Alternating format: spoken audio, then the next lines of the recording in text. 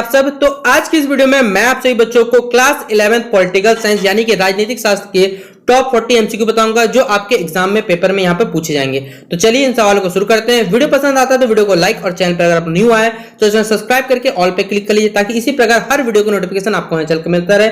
सबसे जरूरी बात बता दूं कि पॉलिटिकल साइंस, हिस्ट्री, जितने भी देखिए आर्ट्स बैकग्राउंड से जो भी सब्जेक्ट आप लोग रखे होंगे सारे के सारे कंटेंट हमारे चैनल पर अपलोडेड है। प्लेलिस्ट बना हुआ है, जाकर प्लेलिस्ट को देखिए और अपने एग्जाम की तैयारी करिए। तो चलिए देखते हैं पहला सवाल आप सभी बच्चों को परीक्षा में क्या पूछा जाएगा। तो देखिए सबसे पहला पॉलिटिकल साइंस का सबसे इंपॉर्टेंट क्वेश्चन ही होता है, संविधान के बारे में पूछा जाता है। उसी में देखिए सबसे पहला सवाल आप पढ़ सकते हैं कि भारत की संविधान सभा का जो प्रथम अधिवेशन यानी प्रथम जो सेशन हुआ था ये कब हुआ था। अब बोलिए बच्चे बोलेंगे कि सर हमें इंग्लिश में बताइए। अरे भैया English, Hindi, history, political science, geography में हमको जरूरत नहीं पड़ेगा, जरूरत पड़ेगा इकोनॉमिक्स में। और इकोनॉमिक्स का सारा कंटेंट इंग्लिश में अपलोडेड है, जाके देखिए। हिंदी इंग्लिश दोनों ही लैंग्वेज आप सभी बच्चों को अपलोड कर दिया गया ताकि कोई भी किसी को दिक्कत नहीं आ सकता। तो चलिए पहला सवाल आपसे बच्चों पूछा हुआ है कि जो हमारा संविधान सभा हुआ था उसका जो प्रथम सेशन हुआ था ये कब शुरू हुआ था, ये हमें बताना है। आपको चार ऑप्शन यहां पर दिए गए हैं, 10 जून 1946, 10 नवंबर यहां पर 1947, अगला ऑप्शन है 9 दिसंबर 1946 और 30 जून 1949। आप सभी बच्चों को मालूम होगा हमारा संविधान बनने में 2 साल 11 महीने 18 दिन लगा था। और ये कब से सब जब पहला सेशन शुरू हुआ था, जब पहला अधिवेशन हुआ था उस दिन से गिना गया था ना। तो ये कब हुआ था याद रखिएगा, तो 9 दिसंबर 1946 यानी ऑप्शन नंबर सी इसका सही जवाब हो जाएगा। अगला सवाल है भारत के संविधान में देखिए जो मौलिक अधिकार है हमारा उसके बारे में यहाँ पर 4 कथन दिए गए हैं, यानी हमारे फंडामेंटल राइट्स के बारे में कि यह हमारे मूल संविधान का हिस्सा था, चौथे संविधान संशोधन द्वारा जोड़ा गया, नहीं ये तो कभी हो ही नहीं सकता। पहला बात संविधान द्वारा वर्ष 1952, देखिए ये कथन पूरा गलत है।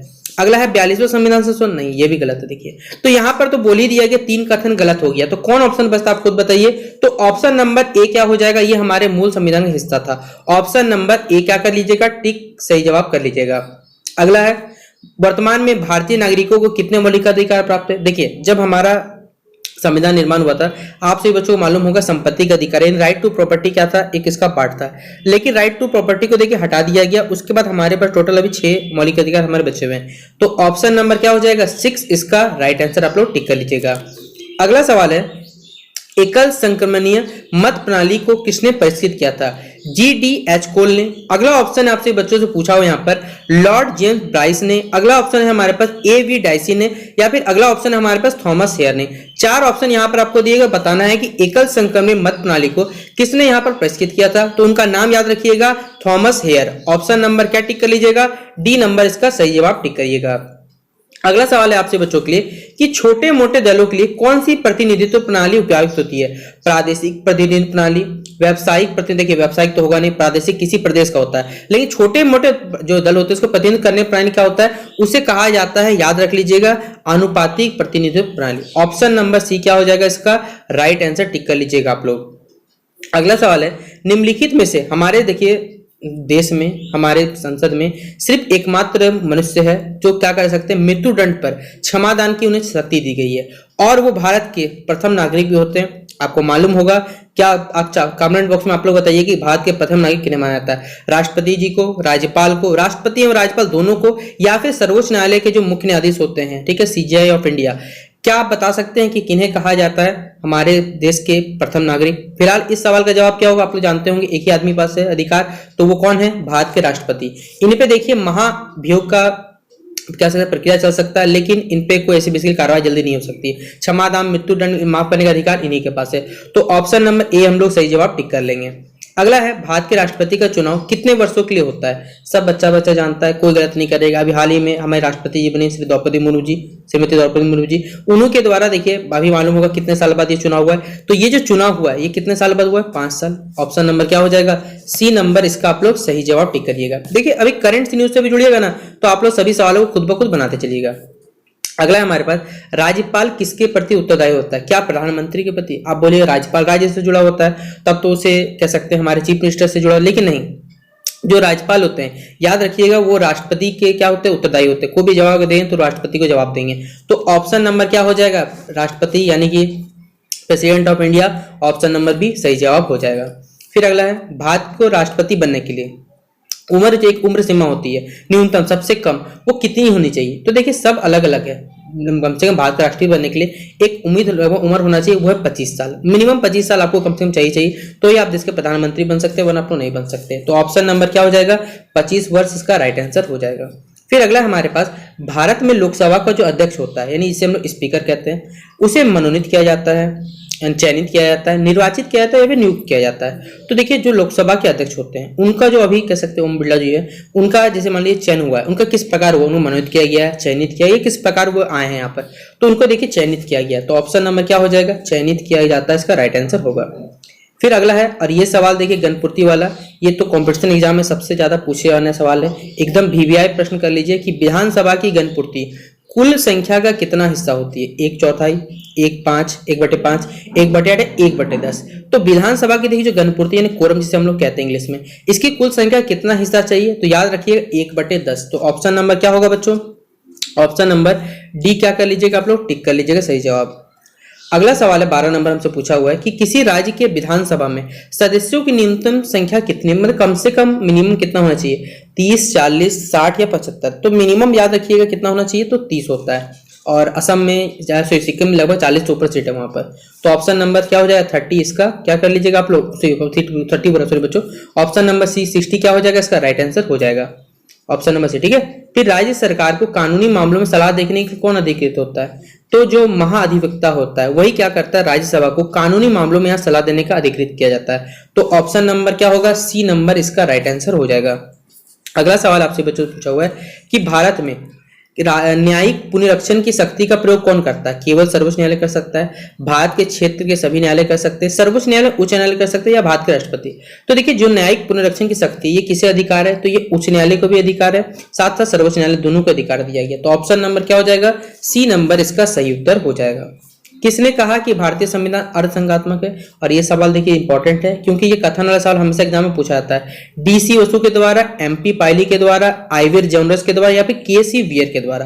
तो ये जो कथन है बेसिकली किसके द्वारा दिया गया, केसी वियर के द्वारा दिया गया कि जो हमारा भारतीय संविधान है वो अर्धसंघात्मक है। ऑप्शन नंबर क्या टिक करिएगा, डी नंबर इसका सही जवाब आप लोग टिक कर लीजिएगा।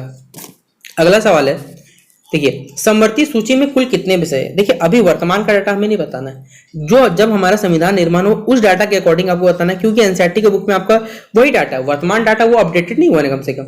तो 97 है, 47 है, 46 है, 66 है या फिर 100 है। तो जब समवर्ती सूची था यानी कॉन्करेंट लिस्ट आप लोग इंग्लिश में कहते हैं, उसमें कुल कितने विषय रखे गए थे, तो टोटल उसमें पहले 47 विषय थे। अभी देखिए बदल गया शायद, जहां तक मुझे याद है तो 52 या 53 विषय, ठीक है, जहां तक मुझे याद आ रहा है। तो ऑप्शन नंबर इसका क्या हो जाएगा, बी नंबर इसका राइट आंसर होगा। फिर अगला सवाल है, स्थानीय स्वशासन की यानी जो लोकल के स्वशासन होता है उसकी सर्वोत्तम व्याख्या क्या की जाती है, इसका ये किसका उदाहरण होता है, एक संघवाद का उदाहरण होता है, लोकतांत्रिक विकेंद्रीकरण यानी कि कह सकते हैं डेमोक्रेटिक डिसेंट्रलाइजेशन, प्रशासकीय प्रयोजन, या फिर प्रत्यक्ष लोकतंत्र। ये किसका एक उदाहरण होता है, तो याद रखिए ये उदाहरण है लोकतांत्रिक विकेंद्रीकरण, ऑप्शन नंबर बी।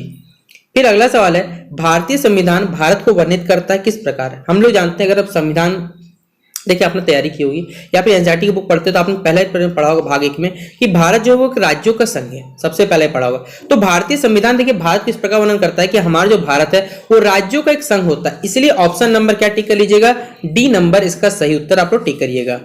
अगला सवाल है, देखिए आपसे पूछा हुआ है कि भारतीय संविधान की संशोधन प्रक्रिया कैसी होती है, सरल है, कठोर है, बहुत कठोर है, या सरल एवं कठोर दोनों के दोनों कथन सही है। तो देखिए जो हमारा भारतीय संविधान उसका जो संशोधन यानी अमेंडमेंट का जो प्रोसेस है वो सरल भी है और कठोर दोनों है, इसलिए ऑप्शन नंबर क्या होगा, डी नंबर इसका आप लोग राइट आंसर टिक करिएगा। अगला सवाल है, किनका कथन है कि यदि समय के साथ अगर हम लोग संविधान में कह सकते हैं संशोधन नहीं करते हैं, ठीक है, अगर समय के साथ यहाँ पर संविधान में संशोधन हो या फिर संविधान होना चाहिए, ठीक है, यहाँ पर हर चीज का छूट गया, संविधान में अगर हम लोग बदलाव नहीं करेंगे तो क्रांति हो जाएगी।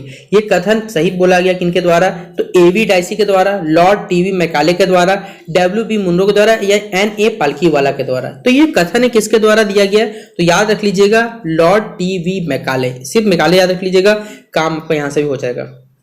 अगला सवाल है, हॉब्स को किस रूप में जाना जाता है, राजनेता के रूप में, राजनीतिक दार्शनिक के रूप में, या फिर संगीतज्ञ या खिलाड़ी। तो अगर आपने हॉब्स का नाम सुना होगा तो ये किस काम से जुड़े हुए, ये एक राजनीतिक दार्शनिक है, तो इसलिए ऑप्शन नंबर बी क्या हो जाएगा, 21 का राइट आंसर हो जाएगा, 21 का बी।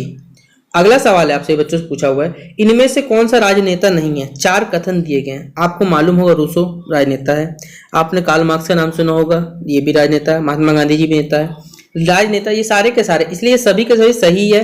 ये बात है कि ये सबके सब राजनेता क्या है कि नहीं है। ये लोग पॉलिटिकल पार्टी के लीडर नहीं है, ये लोग भले आंदोलनकारी कह सकते हैं, देश को आजादी कराने, लेकिन ये कभी नेता के रूप में उभरे नहीं, इसलिए उपयुक्त सभी क्या हो जाएगा, सही उत्तर हो जाएगा। अगला है स्वतंत्रता के सकारात्मक दृष्टिकोण के पक्षधर इनमें से कौन नहीं, यानी स्वतंत्रता जो है उसके सकारात्मक जो दृष्टिकोण देखा जाता है, इसके पक्षधर कौन नहीं है बताना है। टी.एच. ग्रीन, जॉन लॉक, अगला ऑप्शन हमारे पास H.J. लॉस्की या फिर F. हेयर। तो कौन नहीं है बच्चों, ये हमें इस कथन से बताना है। तो इसका सही उत्तर क्या हो जाएगा बच्चों, option number D, F.A. Here, option number D. अगला सवाल है, इनमें से किसका कथन है कि मनुष्य जन्म से स्वतंत्र है लेकिन किंतु वह हर जगह बेड़ियों से जकड़ा हुआ है। ये जो कथन है, और ये सबसे ज्यादा इंपॉर्टेंट सवाल कथन पूछा जाता है, और ये कथन किसके द्वारा दिया गया, रूसो के द्वारा, या रूसो बोल रहा बच्चों, रूसो के द्वारा दिया, जे रूसो के द्वारा ये दिया हुआ कथन है, इसलिए ऑप्शन नंबर डी क्या हो जाएगा, इसका सही उत्तर हो जाएगा। अगला 25वां नंबर सवाल आप पढ़ सकते हैं कि नारीवाद के अनुसार स्त्री पुरुष असमानता का कारक होता है मातृसत्ता, पितृसत्ता, नैसर्गिक सत्ता या फिर हमारे उपरोक्त सभी। तो जैसा कि हम सभी जानते हैं, हमारा भारतीय समाज जो है वो एक पितृसत्तात्मक समाज है, और नारीवाद के अनुसार देखिए जो स्त्री पुरुष में असमानता, उसका एक सबसे बड़ा कारण पितृसत्ता। अगर पितृसत्ता समाज नहीं रहता तो देखिए स्त्री पुरुष में जो असमानता है वो असमानता भी नहीं होती, इसलिए ऑप्शन नंबर क्या हो जाएगा बच्चों, बी नंबर इसका राइट आंसर हो जाएगा। अगला सवाल है, सामाजिक न्याय का क्या तात्पर्य होता है। ऑप्शन पहला है आपके पास, सभी के समान राजनीतिक अधिकार सबको देना चाहिए, सभी के समान सभी को आर्थिक अधिकार देना चाहिए, या फिर सभी को धार्मिक स्वतंत्रता अधिकार। देखिए तीनों पता चलता है, सामाजिक ये अधिकार हमें नहीं चाहिए, हमें चाहिए देखिए भेदभाव, ये शायद ऑप्शन थोड़े कह सकते हैं बच्चों, पूरा नहीं लिखा है, यहाँ होना चाहिए था सभी प्रकार के भेदभाव हो गए, जाति, लिंग, ये जितने बात, इन पे सभी को विशेष अधिकार की समाप्ति, ये सब के सब नहीं चाहिए, भेदभाव नहीं होना चाहिए, यही हमारा क्या होता है, सामाजिक न्याय होता है, इसलिए ऑप्शन नंबर डी क्या हो जाएगा, इसका सही उत्तर हो जाएगा। फिर अगला सवाल है 27 नंबर कि ए थ्योरी ऑफ जस्टिस नामक जो पुस्तक है किनके द्वारा लिखी गई है, जॉन रोल्स के द्वारा, R.S. टोनी के द्वारा, T.S. मिल के द्वारा, या L.T. हाउस के द्वारा। तो ये जो बुक है किसके द्वारा लिखी गई है, याद रखिएगा जॉन रोल्स, ऑप्शन नंबर क्या हो जाएगा, ए नंबर इसका सही उत्तर हो जाएगा। अगला सवाल है, जस्टिस शब्द लैटिन भाषा के जज शब्द से बना है। आप लोग जस्टिस मतलब समझते हो न्याय, लेकिन हमें क्या बताना, देखिए ये लैटिन भाषा जिस शब्द है इसका अर्थ क्या होता है, न्याय करना या फैसला करना। यहाँ पे सभी देखिए सब दिख रहा होगा आपको, फैसला भी है, न्याय भी है, निर्णय भी है। क्या आपको सही लगता है, आप लोग कमेंट बॉक्स में जवाब बताइएगा। आपने ये इंग्लिश वर्ड जो सुना हो जस्टिस, लेकिन इसका हिंदी में अनुवाद क्या होता है, ये कमेंट बॉक्स में आपको बताना। चलिए इस सवाल का जवाब आप लोग बताइएगा। अगला सवाल है, अधिकारहीन व्यक्ति की स्थिति कैसी होती है। देखिए अगर किसी व्यक्ति के अगर हम लोग अधिकार छीन लिए जाए तो वो व्यक्ति देखिए ना घर का होता ना घाट का होता, कहा जाता है जिसके पास खुद का कुछ नहीं है उसको ना बाहर का रहता है ना घर का रहता है, और उसे हम लोग गुलाम कर सकते हैं, पागल तो हो नहीं सकता है, उसे कोई भी कैद कर सकता है, तो वो गुलाम की कैटेगरी में आएगा, इसलिए ऑप्शन नंबर क्या होगा, बी नंबर इसका सही उत्तर हो जाएगा। अगला सवाल है कि भगवान ने सभी को जन्म से देखिए स्वतंत्रता एवं समान बनाया है, यह कथन जो है किस अधिकार के अंतर्गत, किस सिद्धांत के अंतर्गत आता है। तो ये जो देखिए अधिकार है ये हमारे किस कह सकते सिद्धांत के अंतर्गत आएगा, तो हमारा प्राकृतिक सिद्धांत, बाय नेचुरल है हमारे पास ना, तो ऑप्शन नंबर क्या हो जाएगा, डी नंबर इसका सही उत्तर हो जाएगा। फिर अगला सवाल है, किनका कथन है कि संपत्ति का अधिकार प्राकृतिक अधिकार है, थॉमस हॉब्स, कार्ल मार्क्स, ई बॉयकर या फिर जॉन ऑस्टिन। तो ये जो कथन है बेसिकली किनके द्वारा दिया गया, ये कथन दिया गया थॉमस हॉब्स के द्वारा, तो ऑप्शन नंबर ए सही जवाब हो जाएगा। फिर भारत में कौन सी नागरिकता है, तो हम लोग जानते हैं हमारे भारत में सिंगल सिटीजनशिप चलती है, यानी एकल नागरिकता का सिस्टम यहाँ पर चलता है। आप बोलिएगा कि यहाँ की नागरिकता लेके बाहर का देश नागरिकता नहीं ले सकते हैं, जैसे अक्षय कुमार आपको मालूम होगा वो भारत की नागरिकता उनके पास नहीं है, उनके पास कनाडा की नागरिकता है। आप बहुत से ऐसे सिंगर जानते हो, आतिफ असलम, उनके पास देखिए पाकिस्तान की भी कैसे नागरिकता है। अगर उन्हें भारत की नागरिकता चाहिए तो उन्हें पाकिस्तान की नागरिकता छोड़नी पड़ेगी, ऐसे नहीं हो सकता। तो भारत में कैसी नागरिकता सिस्टम याद रखिएगा, तो एक हरी या फिर एकल नागरिकता सिस्टम यहाँ पर चलता है। देशद्रोही को वंचित किया जाता है। देखिए जो भी हमारे देश के गद्दार लोग होंगे उन्हें पढ़ने से धर्म मानने से खाना, या फिर सीधा सीधी उससे नागरिकता हटा दिया जाता है, उसका कोई नागरिकता उसे नहीं दिया जाएगा। तो देशद्रोही वंचित किया जा सकता है नागरिकता से, ऑप्शन नंबर क्या हो जाएगा, डी नंबर इसका सही उत्तर हो जाएगा। अगला सवाल है, किस भारतीय चिंतक ने राष्ट्रवाद को विश्व बंधुत्ववाद का शत्रु माना है। यहाँ पर रविन्द्रनाथ टैगोर जी के द्वारा, राजा राम मोहन राय के द्वारा, महर्षि दयानंद सरस्वती या फिर डॉक्टर सर्वपल्ली राधाकृष्णन जी के द्वारा। तो किस सर्वाधिक बड़ा बच्चों किस भारतीय चिंतन के द्वारा देखिए यहाँ पर राष्ट्रवाद को विश्व बंधुत्ववाद का शत्रु माना गया है, तो याद रखिएगा रविन्द्रनाथ टैगोर जी के द्वारा। ऑप्शन नंबर क्या हो जाएगा, ए इसका सही जवाब हो जाएगा। अगला सवाल देखिए यहाँ पूछा हुआ है, किस वर्ष सोवियत संघ का देखिए विघटन मतलब टूटा। तो सोवियत संघ टूटा था देखिए 1991 में, उसके बाद ही रसिया, यूक्रेन, बुल्गारिया, ये सारे के सारे देश का फॉर्मेशन हुआ बेसिकली। तो ऑप्शन नंबर क्या टिक कर देंगे हम लोग, बी नंबर इसका राइट आंसर टिक कर लेंगे। अगला सवाल है धर्मनिरपेक्षवाद में क्या सही होगा, सॉरी बताना है। राज्य चर्च के अधीन होगा, नहीं हो सकता। राज्य का कोई विशेष धर्म होगा, एकदम नहीं हो सकता। धर्म के आधार पर लोगों से भेदभाव होगा, एकदम नहीं हो सकता। धर्म एवं राजनीति को यहाँ पर क्या अलग रखना पड़ेगा, वरना अलग नहीं रखेंगे तो क्या होगा देश में, क्या हो सकता है। तो धर्मनिरपेक्ष मतलब होता है धर्म के आधार पर लोगों में यहाँ पर भेदभाव क्या होना चाहिए, सो ये हो सकता है। धर्मनिरपेक्ष हमारा भारत जो है धर्मनिरपेक्ष देश है, यहाँ पर धर्म के आधार पर लोगों में भेदभाव नहीं होगा। यहाँ पर एक ऑप्शन छूटा है नहीं का, ठीक है, आप लिख लीजिएगा, ये वाला नहीं होगा, ये लिख लीजिएगा, ठीक है। फिर धर्मनिरपेक्ष किससे संबंधित है, और ये सवाल देखिए बता दे रहा हूँ गलत लिखा गया है, तो ये 37 नंबर क्वेश्चन आपको छोड़ देना है, पहले बता दे रहा हूँ, ये गलत टाइप हो चुका, छोड़ दीजिए। अगला 38 नंबर सवाल है शांति को बनाए रखने के लिए हमें कौन सी रणनीति उचित नहीं है। सत्ता का बंटवारा करेंगे, नहीं, सत्ता संतुलन नहीं कर सकते। अगर हमें करना है तो हमें क्या करना पड़ेगा, राष्ट्रवाद को बढ़ावा देना पड़ेगा, जिससे हमारे पास शांति के बनाए रखने ये उचित अधिकार नहीं होता है, कह सकते हैं। तो ऑप्शन नंबर हम लोग टिक कर लेंगे क्या, 38 का बी। फिर अगला सवाल है निःशस्त्रीकरण, ठीक है, इसका ध्येय क्या होता है। तो देखिए हमारे पास जब तक शस्त्र हैं, ठीक है, हमारे पास रखा हुआ है, लेकिन हम लोग तब तक कटौती करेंगे जब तक उसका आवश्यकता से अधिक जरूरत पड़ जाए। तो ऑप्शन नंबर क्या हो जाएगा, यहाँ पर बी नंबर इसका राइट आंसर हो जाएगा। 39 का क्या टिक करिएगा, बी नंबर। फिर भारत को किस श्रेणी में रखा जाता है, हमारा देखिए भारत जो है वो विकसित देश नहीं रहे, वो विकसित राष्ट्र नहीं है, वो विकासशील राष्ट्र के अंतर्गत आता है, यानी कि डेवलपिंग नेशन के अंतर्गत आता है। इसलिए ऑप्शन नंबर क्या हो जाएगा, बी नंबर इसका सही उत्तर हो जाएगा। और इसी प्रकार देखिए हमारे पास क्लास 11 पॉलिटिकल साइंस के 40 एमसीक्यू जो आपके एग्जाम में यहां से पूछे जाएंगे वो कवर होते हैं। आशा करूंगा कि वीडियो आपको पसंद आया होगा। पसंद आया हो तो लाइक और शेयर करने में कोई कमी नहीं होनी चाहिए, जितना हो सके दोस्तों शेयर कर दीजिएगा। चैनल पर अगर न्यू है सब्सक्राइब और बेल आइकन पे क्लिक करिए, ताकि इसी प्रकार हर वीडियो को नोटिफिकेशन आपको चैनल मिलता रहे। और आप सही बच्चों को देखिए आपका जो भी सब्जेक्ट आपका सारा का सारा कंटेंट चैनल पर अपलोडेड है, प्लेलिस्ट बना हुआ है, जाके देखिए और एग्जाम की तैयारी करिए। चलिए मिलते हैं नेक्स्ट वीडियो पे, तब तक के लिए जय हिंद जय भारत।